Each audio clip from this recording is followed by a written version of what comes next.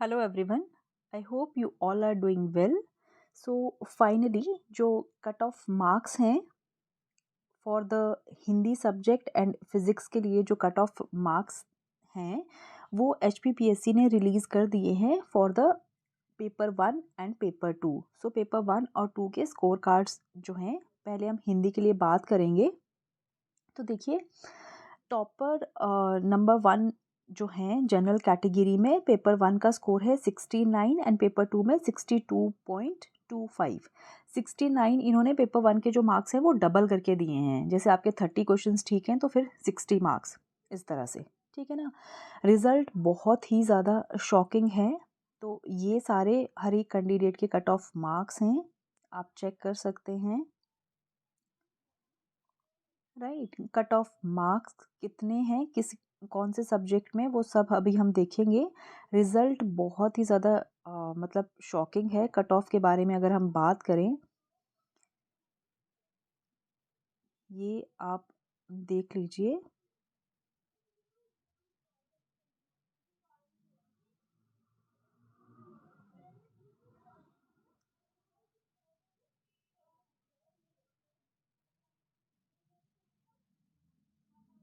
Right, so ये सारे roll numbers हैं एंड उनके रिस्पेक्टिव जो है मार्क्स दिए हैं पेपर 1 एंड पेपर 2 में, ठीक है। अब बात करते हैं कट ऑफ मार्क्स की।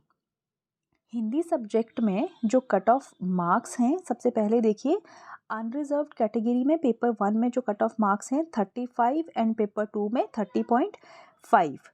SC ऑफ HP की अगर हम बात करें तो पेपर 1 में ऑलमोस्ट कट ऑफ मार्क्स जो हैं वो 35 के अराउंड हैं।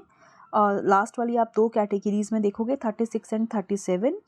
और पेपर 2 के जो कट ऑफ मार्क्स हैं वो बहुत ही ज़्यादा शॉकिंग है। यहाँ अगर आप सीरियल नंबर 4 में OBC ऑफ HP की बात करें तो कट ऑफ 1.50, जो कि लोएस्ट है सारी कैटेगरीज में से। देखिए, जिन कैंडिडेट्स का सिलेक्शन हुआ है, many many congratulations to those candidates. I am not saying against you, but क्या ऐसा होना चाहिए?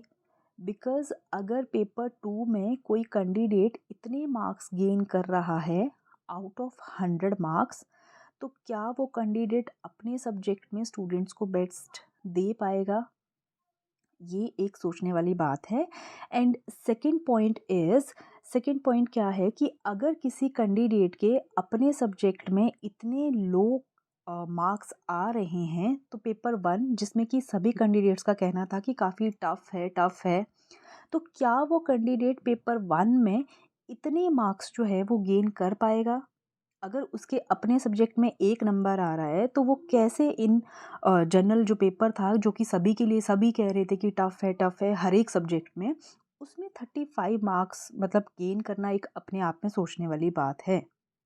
सो जिन कैंडिडेट्स का स्कोर ऐसे भी थे पेपर 2 में 50-60 जिनके मार्क्स थे, और पेपर 1 में वो नहीं क्वालिफाई कर पा रहे थे जिसकी वजह से वो रह गए हैं, तो वो तो चलो HPPSC ने पहले दे दिया था क्राइटेरिया। बट ये एक सोचने वाली बात है कि क्या ये जो बेस था इस पेपर का वो सही था या नहीं था।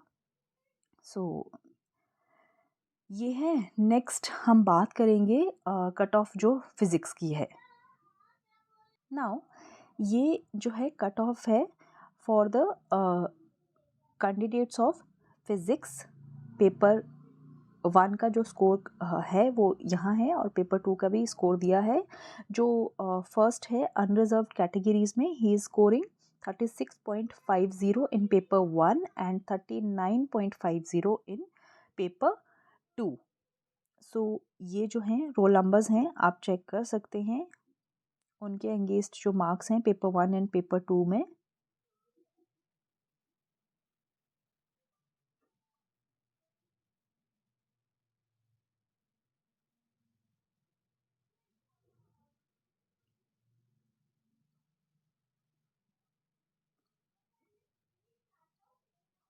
नाउ ये कट ऑफ मार्क्स हैं for paper 1 and paper 2 in different categories in case of physics.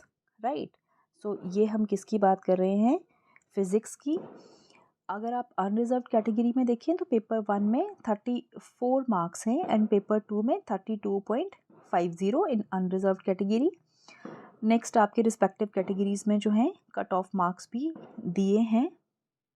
So finally at least हमें कुछ आइडिया मिल गया कि पेपर 1 और पेपर 2 की कट ऑफ जो है वो HPPSC ने जो PGTs के लिए एग्ज़ाम कंडक्ट करे थे उनकी किसके अराउंड जा रही हैं, राइट। अभी तक बहुत सारे डिफरेंट व्यूज़ आ रहे थे सभी के कि हाँ कोई कह रहा था 90 प्लस आ रहे हैं या कुछ आ रहे हैं पेपर 2 में। तो एक रफ़ आइडिया जो है हमें आज मिल चुका है।